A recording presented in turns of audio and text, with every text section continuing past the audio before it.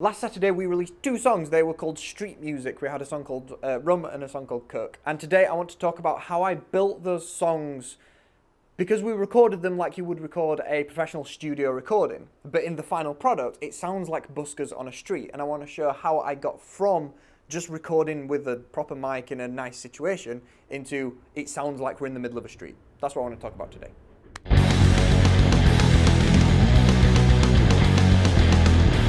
So the first thing to get this end result is when you're actually mixing the track in the first stages, because I kind of took this track as I mixed it, and then in the mastering stage, that's where I kind of built the environment and kind of made the track feel like busking. So in the mix itself, I was conscious that it needed to sound like a live band, which meant I couldn't put any effects on it. I couldn't use phasers or choruses or any crazy stuff like that that you might consider using in a normal track. They're pretty much, you can't do that because it needs to sound like people in a street, and that's just not an option for them. So provided that you're using a bit of basic EQ, bit of compression. With the EQ, you might want to emulate what an instrument would sound like in the situation that you're wanting. So me and Joe were talking about this earlier, and I didn't do it, but what I could have done was for certain instruments, take out some of the low end.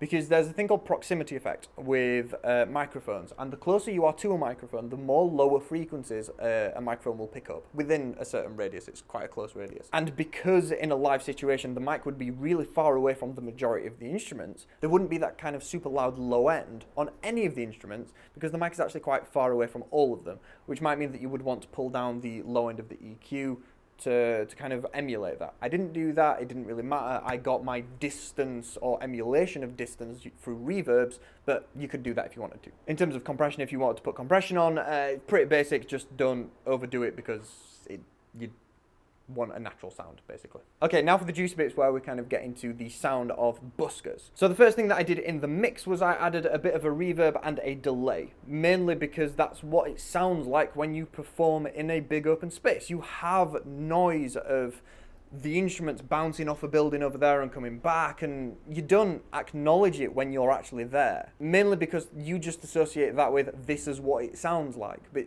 if you have professionally recorded something, you don't have that natural sound of a space. So using a reverb and a delay will get you that sound.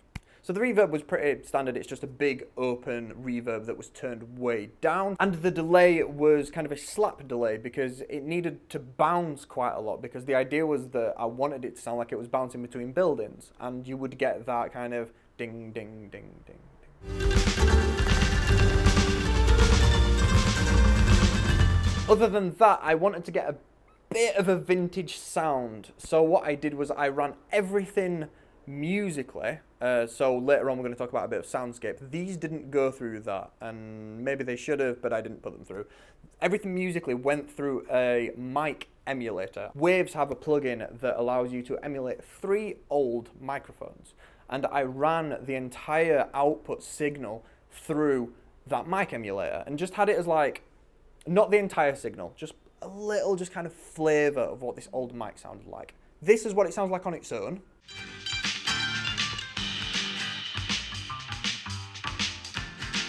And that sounds alright if you wanted it as an effect, but in terms of an actual mix, it doesn't sound very good. So this is what it sounds like brought into the final mix.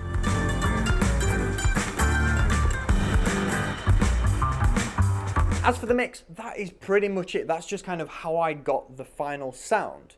But there was so much more that needed to be done to emulate what a busking setup would sound like, and that's where we get to soundscaping. So with this in my mind, I had more of a filmic, making background noise in mind rather than making something for a song. I kind of took the idea of the buskers and the music out of my mind for a little bit, and I wanted to create a soundscape of what it would sound like in a city centre. So for this, I went on the internet and I found a few different soundscapes. One was a proper city soundscape that has just kind of rough chitter-chatter between people. There's cars going past, there's at one point a helicopter that goes overhead, there's a bike that goes past, and it's just like a nice little thing that I could have really subtly. This is kind of what it sounds like. So that wasn't enough for me because I didn't want to just steal someone else's soundscape. So what I also took was a coffee shop soundscape. So this is just more chitter chatter and cutlery clinging together and pots and pans, and it just kind of sounded a bit more like people were here. And I took that soundscape and I panned it all the way over to the right ear. And instantly now we have a bit of a proper feeling, because it feels like we stood in the middle of a busy city centre, and over there is a cafe. This is very, very subtle and you probably didn't even notice it, but I wanted it to feel like there was other music going on without it being intrusive. So what I took was, I took some footage, well, just the audio from some footage of other buskers that I found on YouTube, and I got the audio of that, of other buskers performing, and I got the volume really low and just put it in there and got some reverb on it. So it sounds like, in the distance, there are other buskers performing.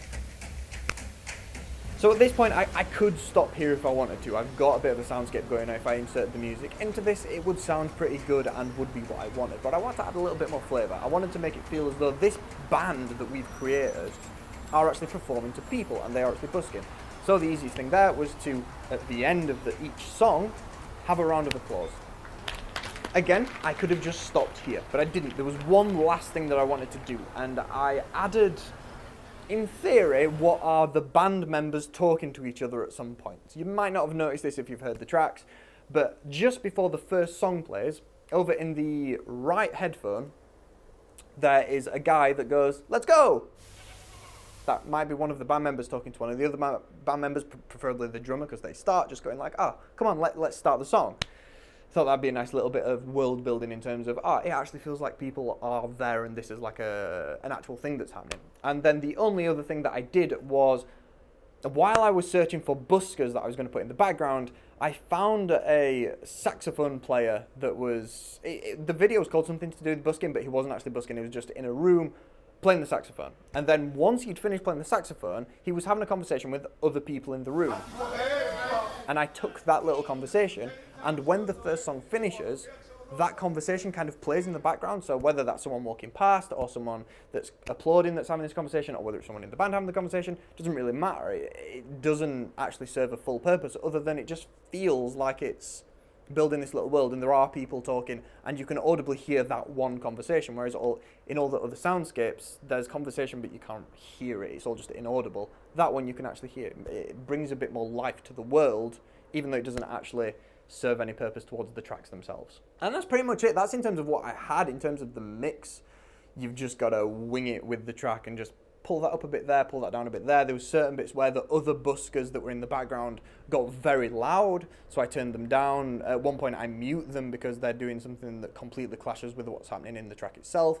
But you'd never know, you'd never notice that, because it's so quiet initially that it's just kind of adding a bit of flavour. So if you slowly remove the flavour and then slightly bring it back in, no one actually notices that it's gone, and unless they're actually analysing it, and that's most likely not going to be happening for your general audience listening to what it is that you're making. So that's kind of it. That's kind of how I built a studio recording into what sounds like a live busking performance. It's a little bit odd. There's a chance that you may never use any of this information that I've given you. There's a chance that it's never going to actually be replicated, because why would you take something from a studio and make it sound like people busking? But we decided that we wanted to, and I guess if this information has helped you, then good. If you do anything with this and actually try and do this, by all means link it down below, because I think that's quite interesting.